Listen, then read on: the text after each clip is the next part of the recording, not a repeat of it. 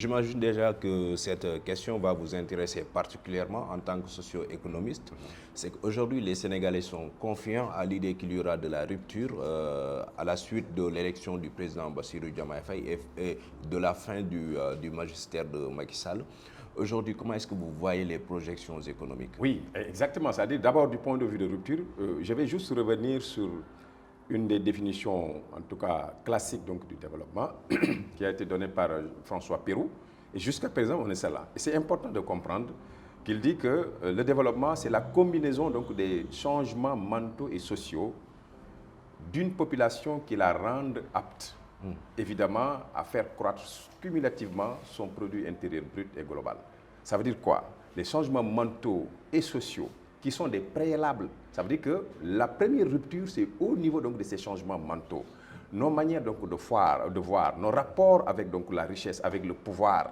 C'est-à-dire que, je l'ai dit tout à l'heure, beaucoup de personnes pensent qu'elles doivent être donc, associées à la gestion donc, actuelle parce qu'elles ont été donc, en tout cas donc, des pionnières, donc elles se sont battues pour le changement, elles doivent être associées. Ça, c'est une question de mentalité.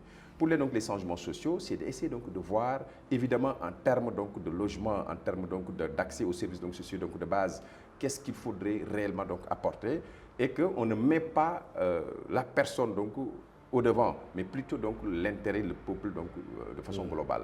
Alors là, c'est un élément donc, important par rapport à ça. Mais actuellement, du point de vue économique, dans le sens donc, de réduire au maximum, en tout cas, l'encours donc, de la dette, il y a lieu également de renverser, d'une certaine manière, notre comportement vis-à-vis donc, du commerce extérieur.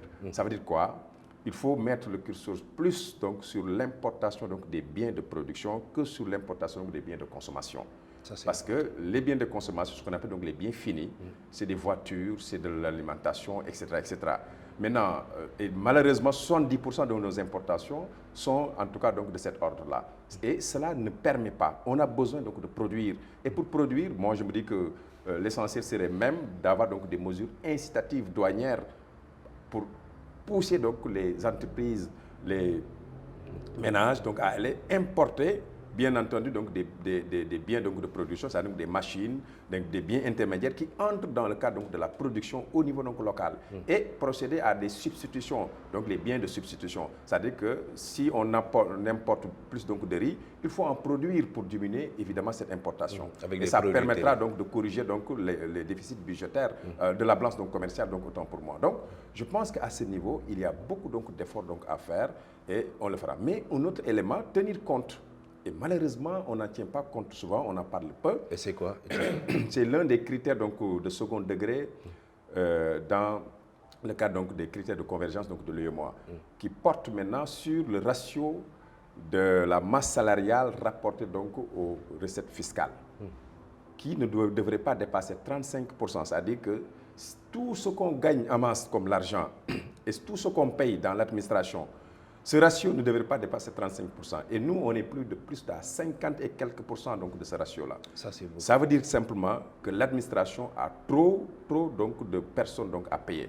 Ça veut dire qu'on a vu donc, le cas donc, de la Poste, on a vu donc, le cas de beaucoup donc, de domaines où on a procédé à des recrutements abusifs.